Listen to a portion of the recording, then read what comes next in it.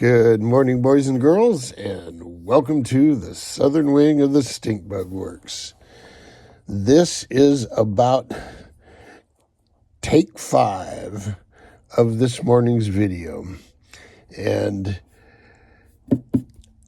I get to saying things about our local government that I don't think I should be putting out there, but suffice it to say, that video was posted so certain county government people could look at it. They've questioned my methods for 42 years. I demonstrated the method 42 years ago to everybody in the department who are all long gone now. And they all saw it. They didn't believe it, but they all saw it. And so there's been this continuing battle with the health department, and they've become really bad. And I'll end it at that.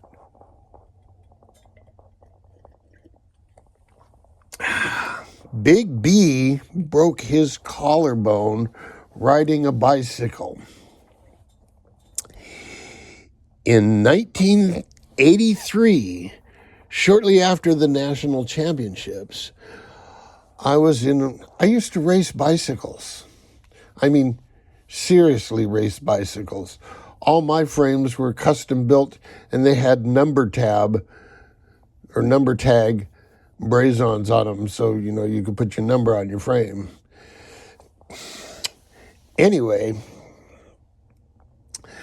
I'm in a road race in Rancho Santa Fe, and it's the last lap, and I'm in perfect position. Bicycles, you draft each other, and the guy up in front is working really hard, and everybody else behind him is kind of cruising. And so you don't want to be the first guy. You want to be back there cruising. So I'm in perfect shape. I'm about 6 or 7 wheels back and just hanging in and just rolling with the flow. And the track, it was level, and then it came around a hairpin turn and up a kind of steep climb, but it wasn't very long, and it leveled out, and then that was the finish line. My specialty was sprinting and climbing. I rode the track, so sprinting was part of what you had to do, and nobody ever passed me going up Torrey Pines grade. I've passed people where I had a flat tire, and I've passed people going up that hill. A flat tire on a 1-speed bike. I used to ride a track bike on the road, too. But I digress. So we're in this race, and I'm in perfect position, and as we go around the corner, I see this wheel coming through, and I'm thinking, man, you're making your move way too early. Let me hop on your wheel. So I get on this guy's wheel, and we're moving through the pack, and I'm going, I got this. This guy's going to blow up. I'll roar past him and everybody else. And so we start the climb, and the bottom bracket in a bicycle is the term for the axle that connects the left pedal crank to the right pedal crank. It's the thing that goes through with the bearings on it that rotates. That's called the bottom bracket. Now, if you have a bottom bracket made out of titanium and it says Campanolo on it, you can trust it. If you have a bottom bracket made out of titanium and it doesn't say anything on it, the following might happen. You might be sprinting up a hill on the last lap, and you're looking like you're going to pass everybody, and that bottom bracket breaks because you're hammering, right? You're sprinting, and it breaks, and then both your feet hit the ground. You crash. Well, that fast wheel that was going in front of me that I hopped on, he had a titanium bracket that did not say Campanolo on it. So sure enough, he crashes right in front of me, and I take out about 15 guys behind me. I mean, it was a bloodbath, and I broke my collarbone. So, Big B's broken bone bike. Anyway, so I feel for you, brother. I have an elegant solution for the turn fin on this thing. Since this Speedmaster stuff all uses Imperial hardware, basically 632 stainless bolts, I found some 632 bolts that have a large hex head, but it's very thin. And they're about ½ inch long, just perfect.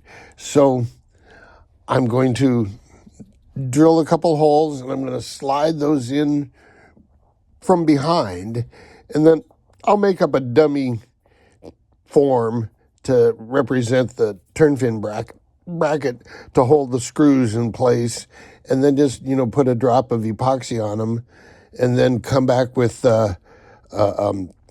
epoxy and shredded fiberglass and kind of fill on top of them, and then put a little piece of 2-ounce cloth on top of that, and you're done.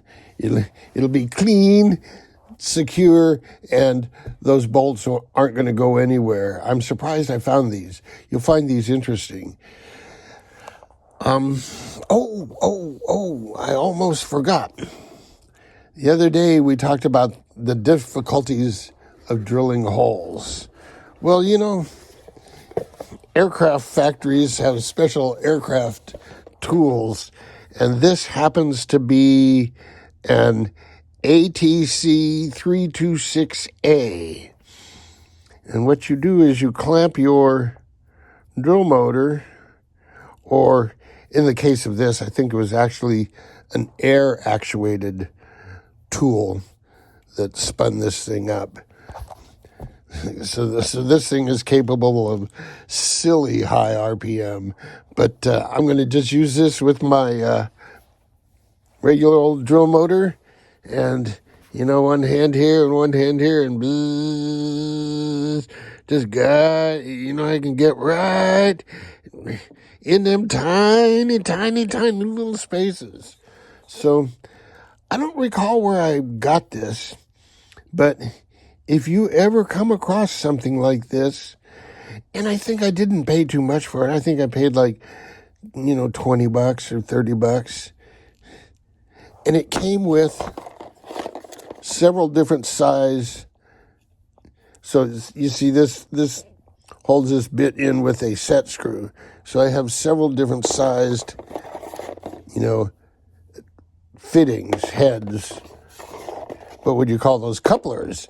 Several different sizes of couplers. So I'm not limited to this. Cool tool. I'm glad I bought it. Didn't know when I'd need it, but I saw that and I said, you know what? I could put that to use someday. And that day will be as soon as those bolts get here. Until then, jet out.